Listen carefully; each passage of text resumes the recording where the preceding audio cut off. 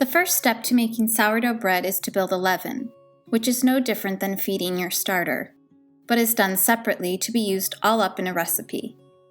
For this recipe, we will need 100 grams of leaven, which will make 2 loaves.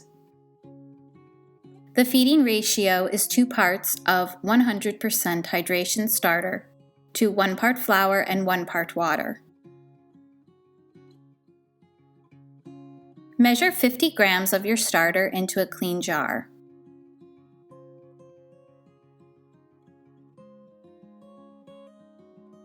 Then add 20 grams of bread flour and 5 grams of rye flour for a total of 25 grams of flour.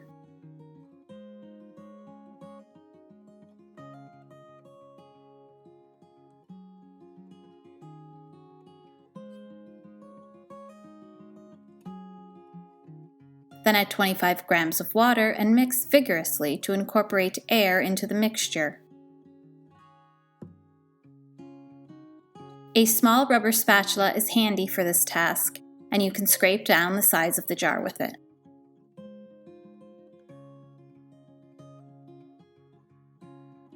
The addition of rye flour increases the level of activity of the wild yeasts and helps sourdough starter become highly active and ferment quickly. To break it down into percentages, we are adding 80% bread flour and 20% rye flour of the total amount of flour.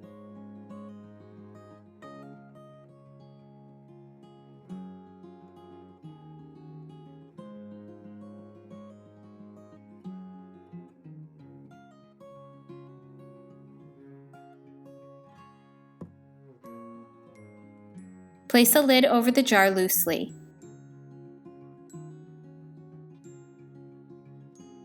Then mark the level of the starter with a rubber band.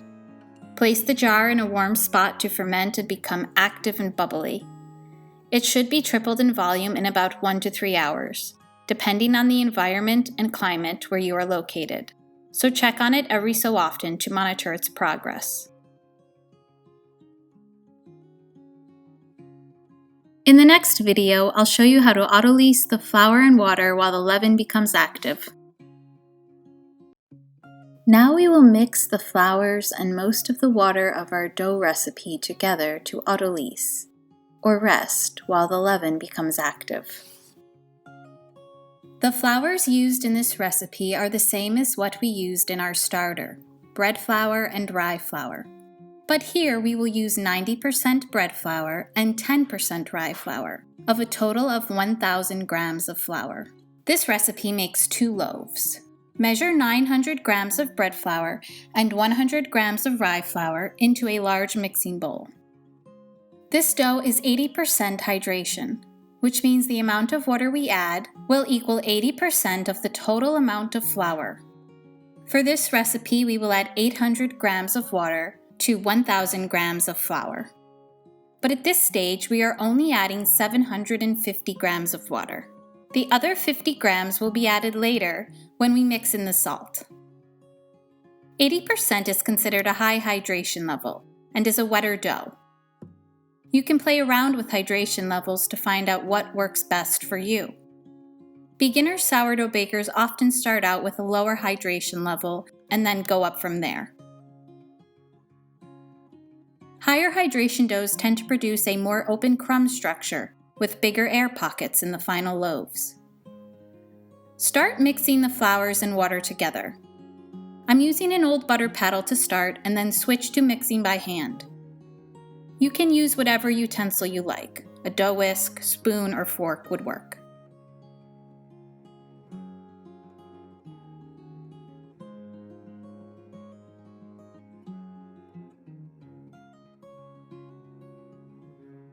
Squish the dough together to incorporate the flour and water.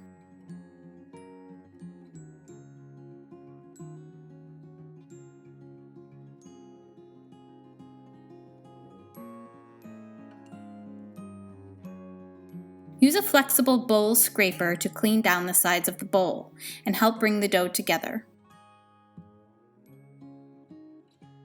The dough is super soft and sticky at this stage and will stick to your hands.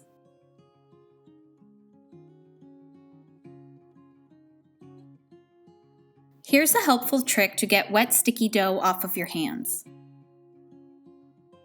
Sprinkle flour over the sticky bits and rub your hands together firmly, like you're washing them. And the dough will fall off in little chunks.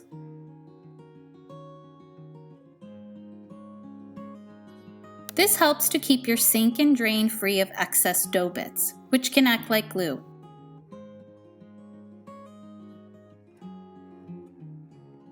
Now we will cover the bowl with a wrap of some kind that will keep the dough moist. I like to use reusable beeswax wraps for this. Plastic wrap would also work. Leave the dough to rest while the leaven becomes active, which again is going to take about 1 to 3 hours. This resting period allows the flour to become hydrated and the dough to develop strong protein bonds and improved gluten structure, which ultimately improves the stability of the dough, increases oven spring, and delivers a better flavored loaf of bread. It's now been 3 hours and our leaven is super active and bubbly and has tripled in volume. We are going to incorporate it into the dough by hand. Use a rubber spatula to get it all out of the jar.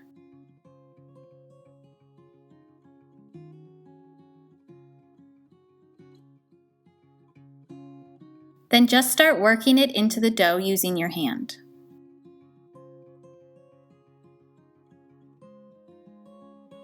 You can do kneading motions where you pull the sides up and over, or squish the dough and leaven together between your fingers.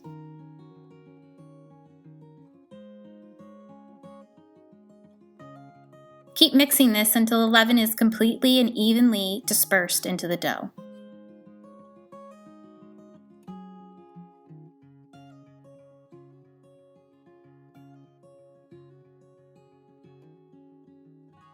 The dough will be super sticky at this stage.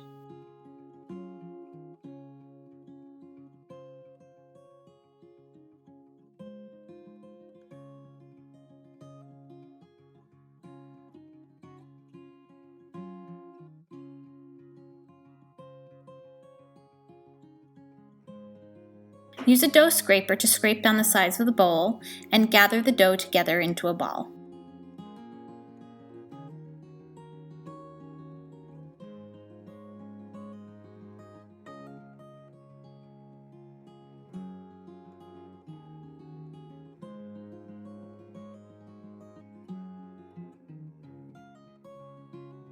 Now we're going to let it rest for 30 minutes to 1 hour so the wild yeast can start working before we add the salt, since salt inhibits yeast activity.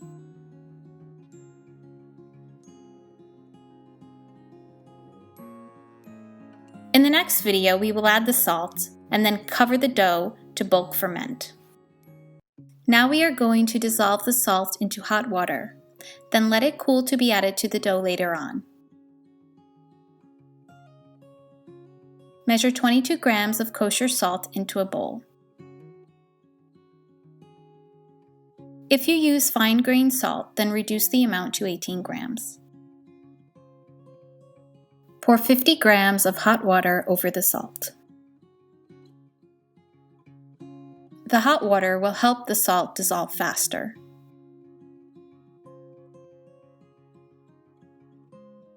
A tiny frothing whisk is handy for this task, but a fork or spoon will work fine.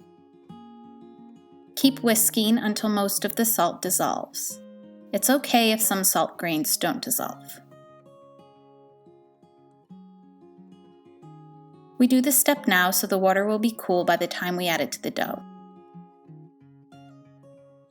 Dissolving the salt in water makes it easier to incorporate into the dough. Okay, the dough's been resting for about 1 hour, and now we will add the salt water we prepped earlier. Before we do this, go ahead and stretch the dough out to the sides of the bowl to make a well in the center.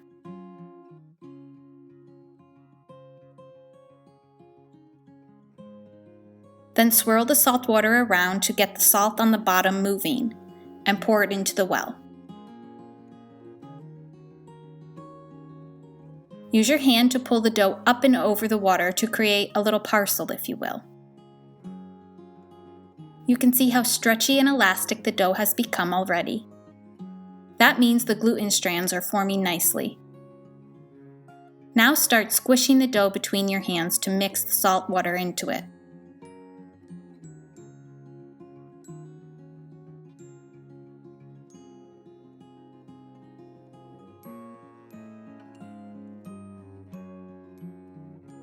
You can see that even with adding more water at this stage, the dough is still not as sticky as when we started.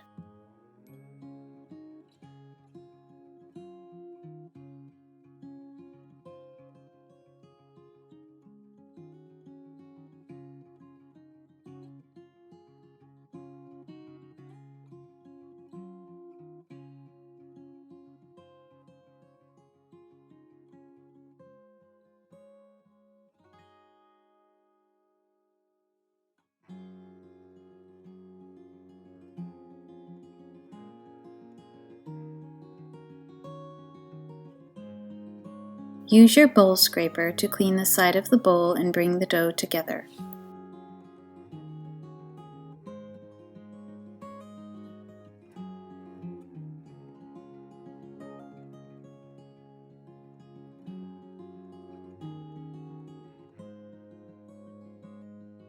Now we will cover it back up and let it rest for 15 minutes before we do the first round of coil folds. It's been 15 minutes, so now we will do the first set of coil folds, which are a type of stretch and folds. We do this to give strength and structure to the dough. We are going to do 4 rounds of coil folds over the next hour at 15-minute intervals. Have a small bowl of water nearby to keep your hands wet, which will make it easier to handle the dough. First, loosen the dough from the sides of the bowl. Then tuck both hands under the dough and pull up to stretch the dough, and then tuck it under itself in a coil motion.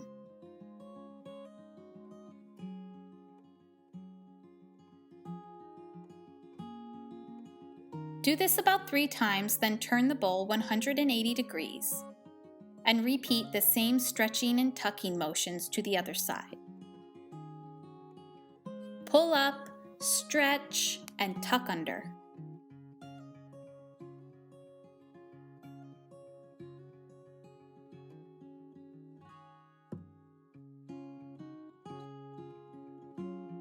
Now turn the bowl 90 degrees and repeat the process. It may help to think of it in geographical terms. We just did north and south, and now we'll do east and west. You can see that with each pass, the dough becomes easier to work with. This is because the gluten strands are becoming stronger with each fold.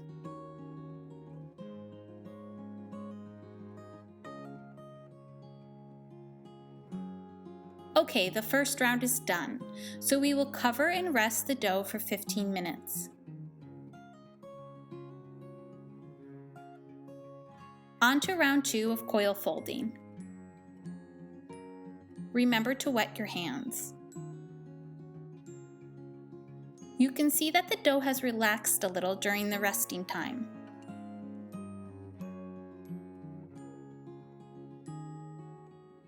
Again, we pull up and stretch the dough, then tuck or coil it under itself. The goal of coil folding or stretch and folding is to strengthen the dough so the final loaves will have an open, airy crumb structure.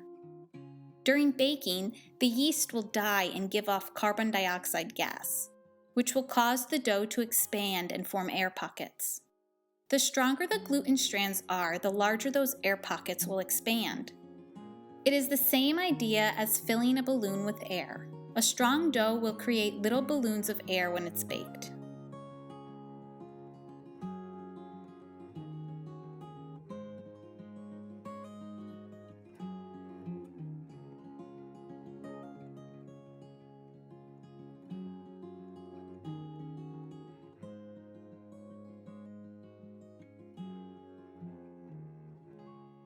Again, cover and rest the dough for 15 minutes between rounds.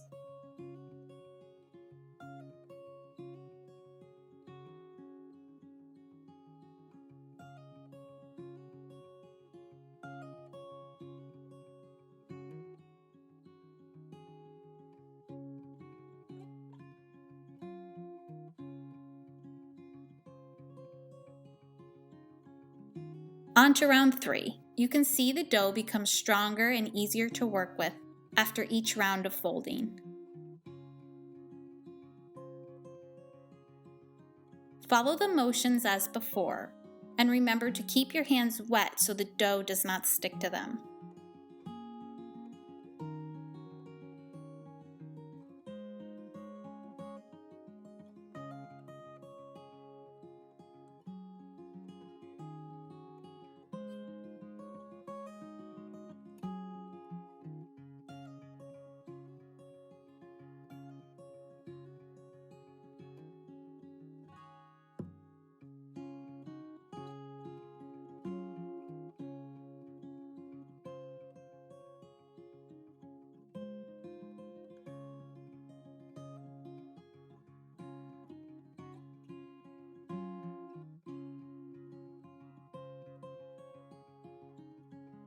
Now we will do the 4th and final round of coil folds.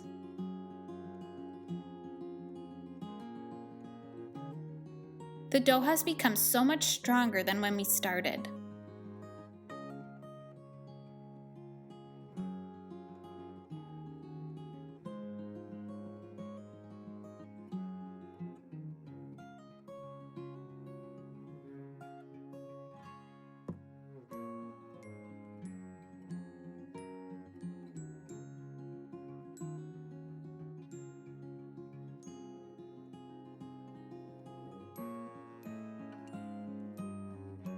After the 4th round of folds, we will transfer it to a clean, large mixing bowl to bulk ferment.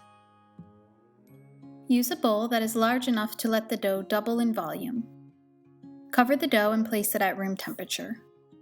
Bulk fermentation will take about 8 to 12 hours depending on your climate. It may rise even faster if it's in a very warm environment. So check on its progress every so often.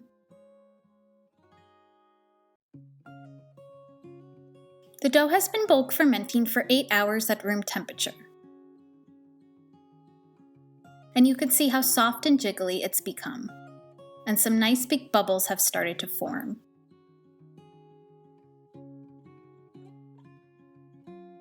This is what you're looking for. The next step is to pre-shape your loaves. Dump out the dough onto a clean surface. Use a bowl scraper to scrape out as much as you can.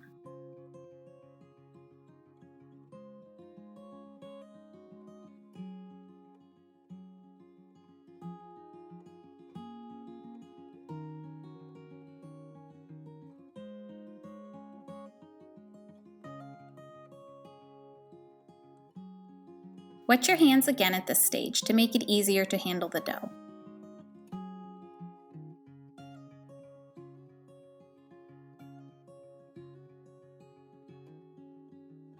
Use a bench scraper to divide the dough in half by eye.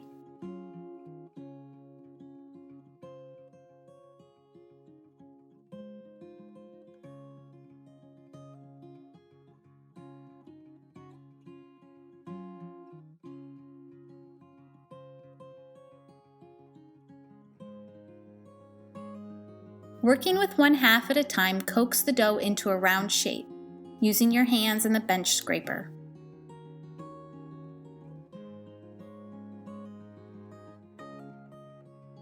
Now lift the dough up with wet hands to help form it into a ball. This is similar to the coil fold motion we did earlier.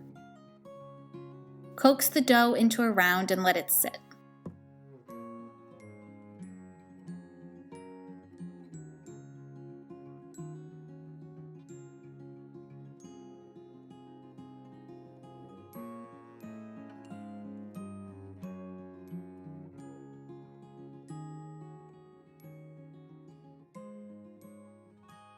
Now do the other half. It's going to be a little sticky because the dough has been resting for so long, so wetting your hands will really help to handle the dough here.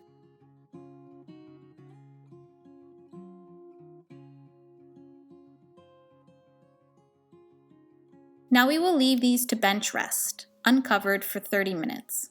During this time, the dough will start to form a thin skin, which will create surface tension for the final shaping.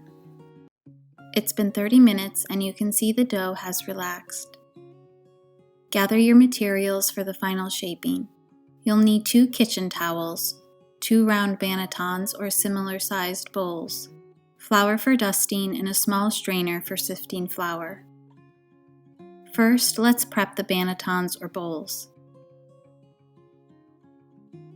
Lay a kitchen towel over the banneton and sift a thin layer of flour over the towel.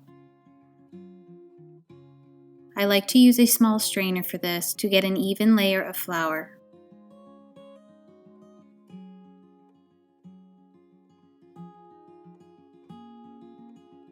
We do this to keep the dough from sticking to the towel.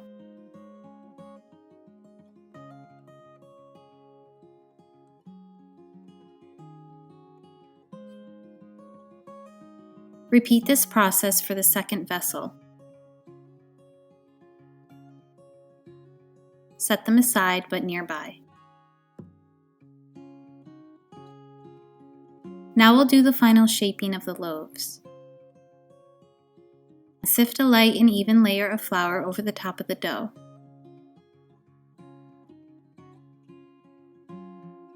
Lightly flour the surface and your hands as well.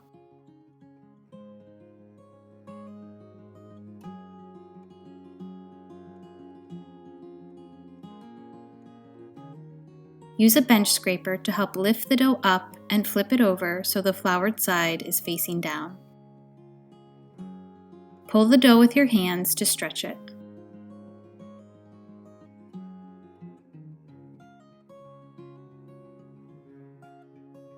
Now with your hands at opposite sides, stretch the dough out and tuck it into the center with a little pinch to seal it. Do this a few times until the dough forms into a round.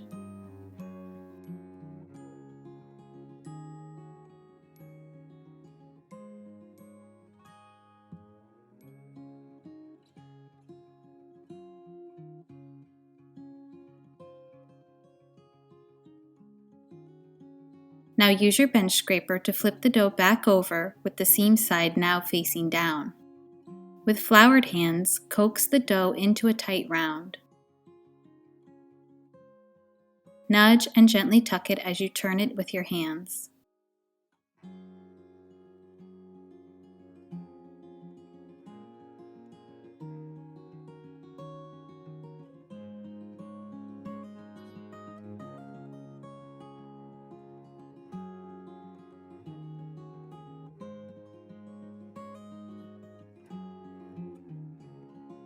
Place a banneton next to the dough and use the bench scraper to lift it up and flip it over once more. Place it seam side up into the banneton. Now dust a very light layer of flour over the seam, just so the dough does not stick to the towel.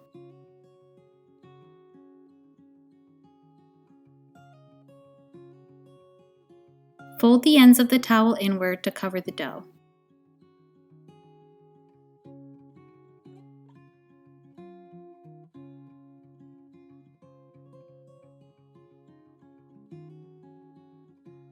Now let's shape the next loaf.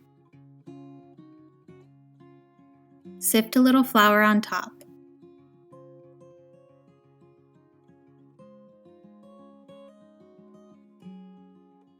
Use the bench scraper to lift and flip the dough over.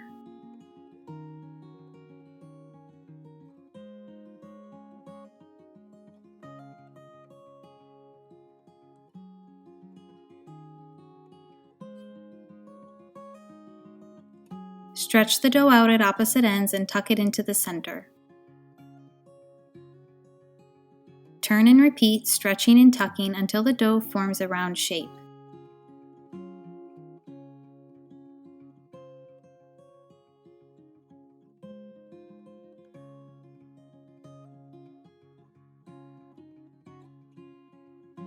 Then use the bench scraper again to flip the dough seam side down.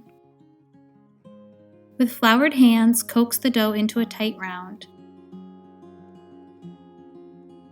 Gently nudging and tucking the dough into a tight round as you turn it with your hands.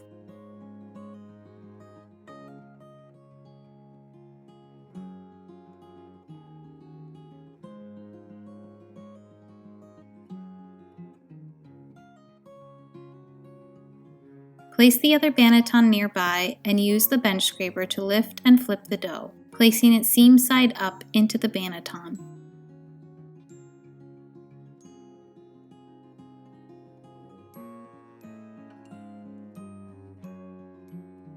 Dust the top with a very light layer of flour and cover it with the ends of the kitchen towel.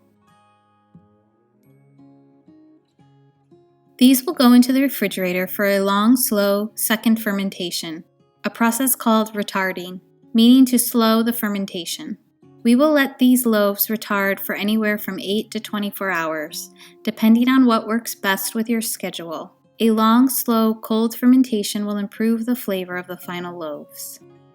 Let's go over the tools and equipment we'll need to score and bake our loaves. 2 sheets of parchment paper, a bread loam and razor to score the dough. Here are several options. These long ones have handles and a slightly curved tip that you can slide a razor blade onto.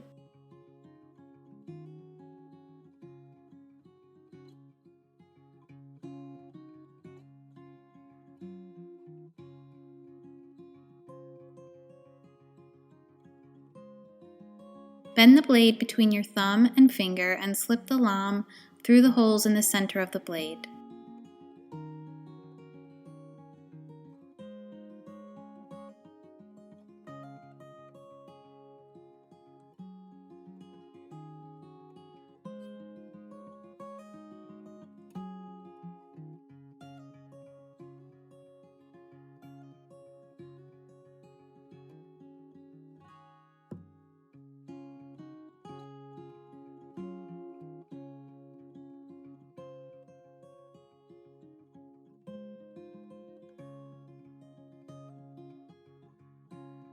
This wheel-shaped bread loam is another option. All of these items are linked on my shop page. If you want to make decorative cuts, you'll need flour and a small strainer to sift it through as we did before.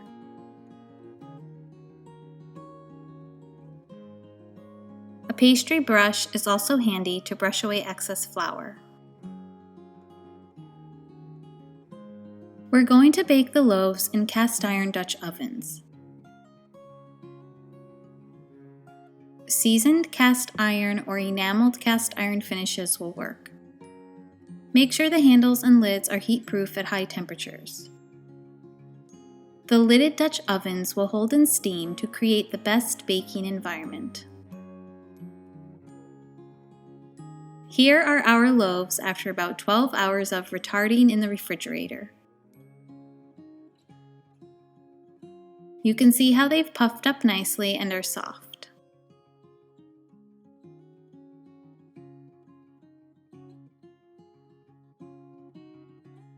Place a sheet of parchment paper over the banneton and hold it down against the sides. Then lift the banneton up and flip it over. Lift off the banneton and gently peel away the kitchen towel. You want to do this straight from the fridge while the loaves are still cold. If you let them sit at room temperature for a time, they might stick to the towel. Brush away any excess flour. We're going to make a simple deep cross cut in the center of the loaf.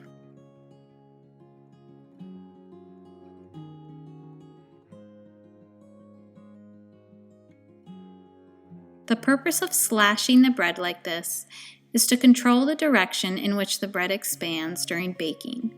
This expansion is called oven spring.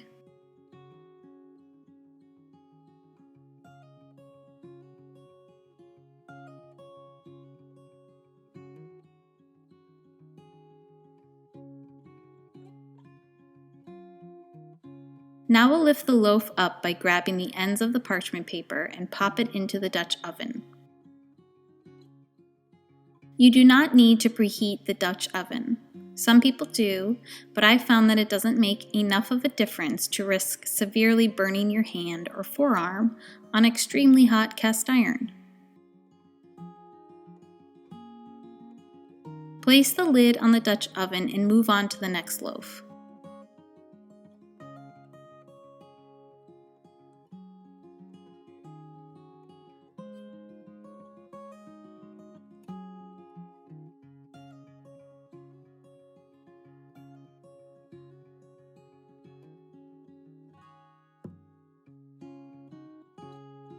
Now we'll try a decorative pattern.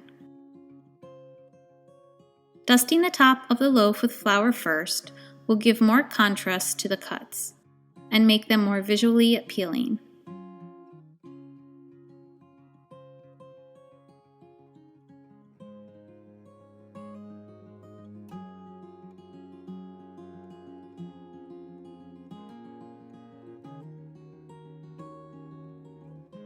Brush away any excess flour.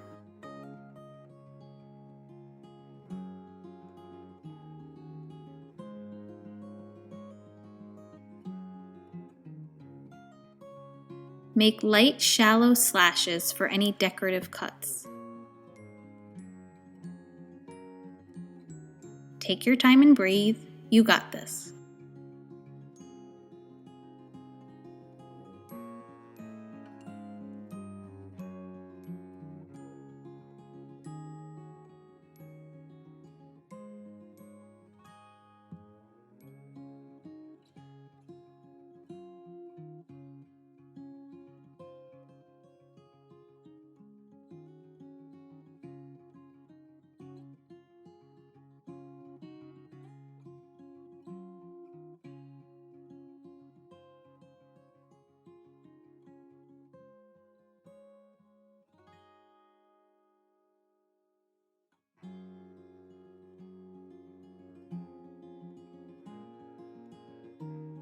Always do shallow cuts first and deep slashes last.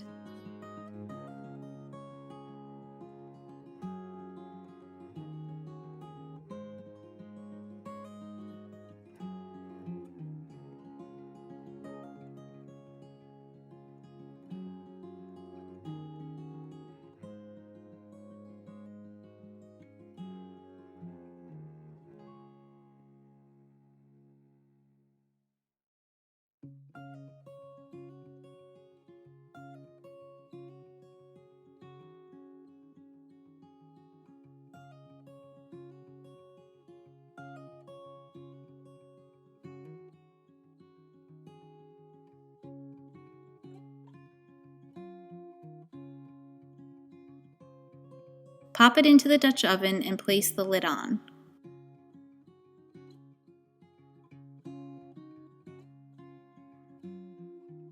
In the next video, we'll cover the process of baking our loaves.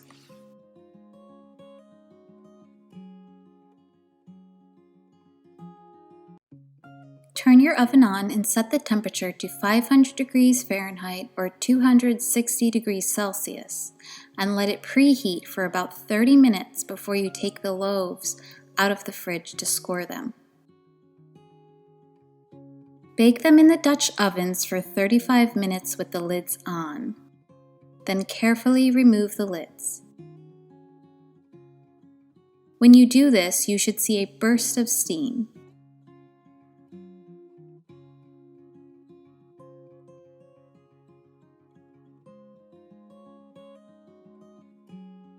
To achieve an even bake all around, carefully transfer the loaves to a sheet pan at this point to finish baking. This will ensure the bottom crust does not burn. You can also leave them in the Dutch ovens to continue baking, but may end up with a very dark or burnt bottom crust. Lower the temperature to 450 degrees Fahrenheit or 230 degrees Celsius to finish baking for another 15 minutes. The crust will darken and develop flavor during this time. You may have to play around with oven temperatures, as every oven is a bit different. Here are our finished loaves. Transfer them to a cooling rack and let them cool for at least 1 hour before you cut into them. I know it's hard, but if you cut into them while they're still hot, the crumb will become gummy. The loaves have cooled to room temperature, and now we can cut into them to see the crumb structure.